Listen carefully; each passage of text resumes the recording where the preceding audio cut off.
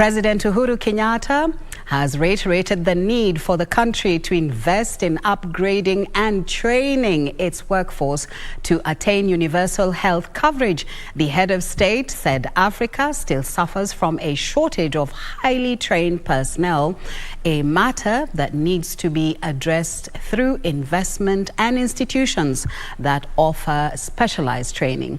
President Kenyatta said the achievement of universal health coverage in Kenya suffered a setback with the outbreak of the COVID-19 pandemic. He said this should, however, be bridged. President Uhuru Kenyatta on Saturday presided over the groundbreaking ceremony for the Amref International University Ruiru campus. The institution is set to scale up training to health workers, not only in Kenya but for the African continent. Our focus has been to train health workforce for primary health care. We train nurses, midwives, community health workers. We started off by upgrading nurses from what we used to call enrolled community nurse to registered community nurse, meaning that they moved up in the scale of service delivery.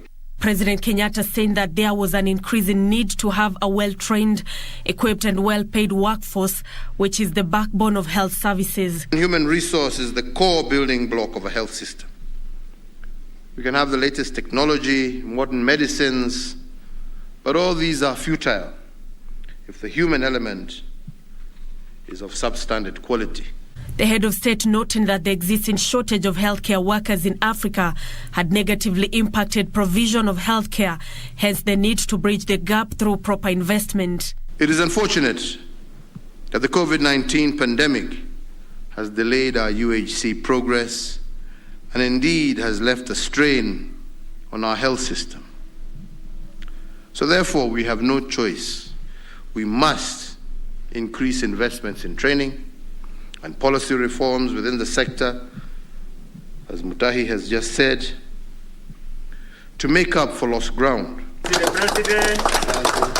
Earlier, the head of state launched the Level 6 catheterization laboratory in the Kenyatta University Teaching, Referral and Research Hospital in Kiambu County.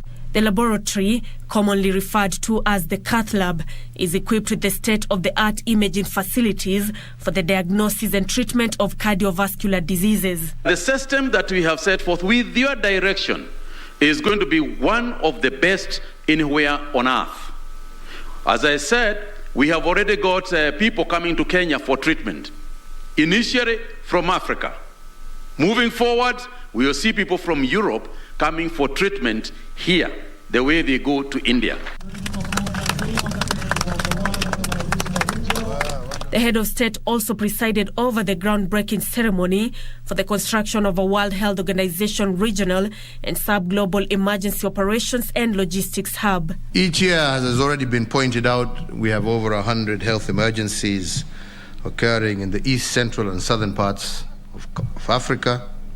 And these emergencies, along with the current COVID-19 pandemic, pose a serious health and social, as well as economic and security risks. From the hub, we will be able to coordinate emergency response for the Eastern Africa region and organize the delivery of life-saving medical supplies to where they are needed the most in the whole continent. President Uhuru Kenyatta has reiterated the need for an enabled workforce in the achievement of the universal health coverage, which has negatively been impacted by the COVID-19 pandemic. Nancy Okware, reporting for Legends Edition from Ruiru area, Kiambu County. Thank you, Nancy.